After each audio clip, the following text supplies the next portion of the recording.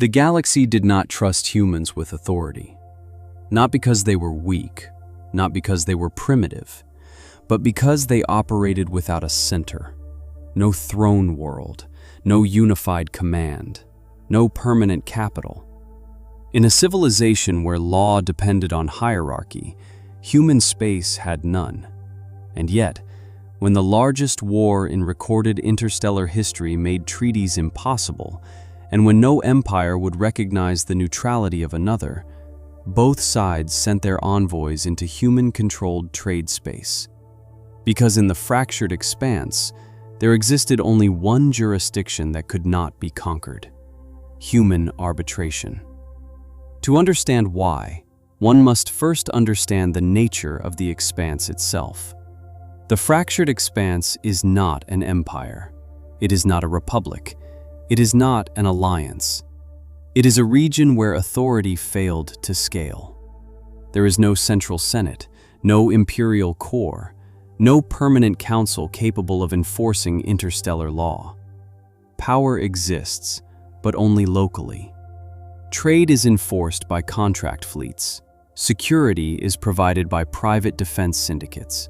Navigation routes are maintained by independent cartels whose loyalty is measured only in continued payment. Law is not issued, it is negotiated. Empires enter the expanse the way ancient nations once entered open oceans, with fleets, with caution, with the understanding that ownership cannot be guaranteed, because territory here cannot be held by occupation alone. Supply lines vanish into unregulated space. Alliances shift without notice. Markets close in response to conflicts that occurred light years away. In this environment, most civilizations fractured into isolated strongholds. Humanity did not. Humanity adapted. Long before first contact, humans had already evolved inside a system without permanent unity. Their homeworld never possessed a single authority capable of enforcing absolute global control for long. Instead, they built something else: distributed trade networks, contract law between rival states, neutral arbitration courts recognized by enemies who refused to recognize each other. They called it commerce. To the wider galaxy, it was something entirely different. A civilization that did not depend on who ruled, but on how agreements were enforced. Trust was not placed in leaders. Trust was placed in processes. Enforcement did not require occupation. It required exclusion. You could ignore a human fleet. You could not ignore a human network. The war that changed everything began, as most interstellar wars do, with transit rights. Two expansionist powers, both dependent on a single corridor that passed through unregulated space, neither willing to accept the sovereignty of the other. In centralized regions of the galaxy, such disputes were resolved by council decree. In the Fractured Expanse, there was no council, so fleets moved. The first engagements erased entire systems. The second phase targeted infrastructure: gate relays, fuel depots, orbital habitats. The war did not end, because every victory created a vacuum, and every vacuum created new participants. Mercenary fleets, breakaway colonies, trade syndicates protecting their own routes. Soon, neither original empire could identify the full list of its enemies. Treaties were drafted. No one could enforce them. Neutral ground did not exist. Every proposed meeting point was within someone's jurisdiction. Every ceasefire collapsed. Until the proposal neither side wanted to transmit was finally sent. They would submit to human arbitration.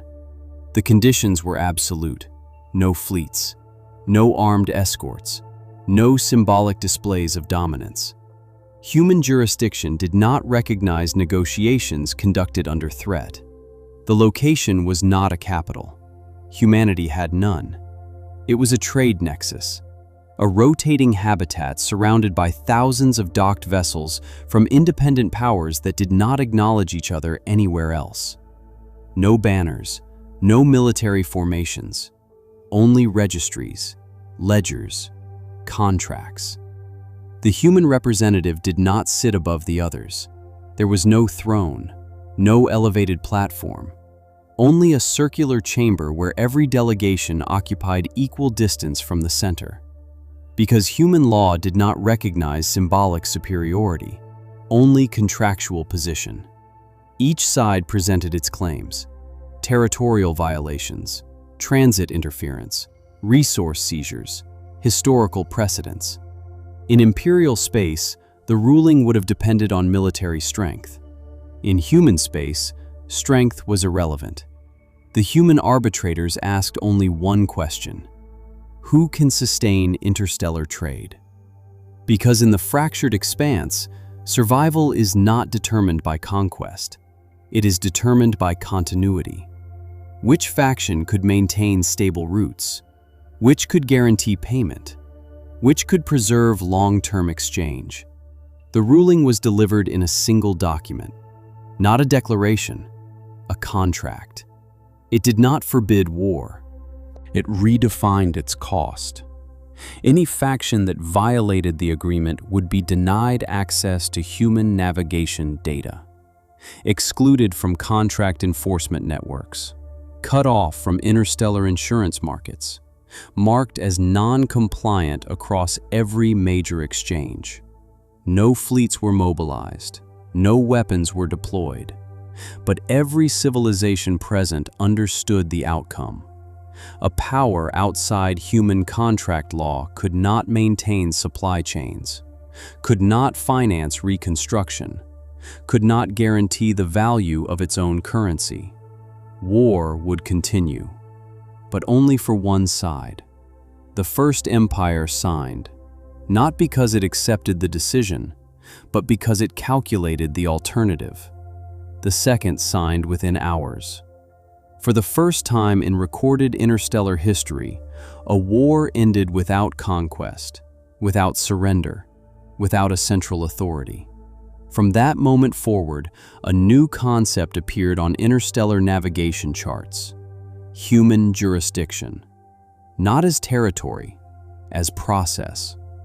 Today, every major power maintains a permanent envoy within human trade nexuses, not to control them, to be recognized by them.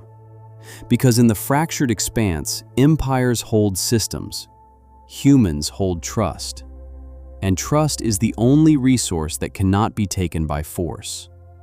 This is why human space is never invaded, not because it cannot be destroyed, but because its destruction would remove the only system that allows the rest of the galaxy to function. The galaxy did not grant humanity authority. It did something far more significant. It submitted to human arbitration. Enter the fractured expanse.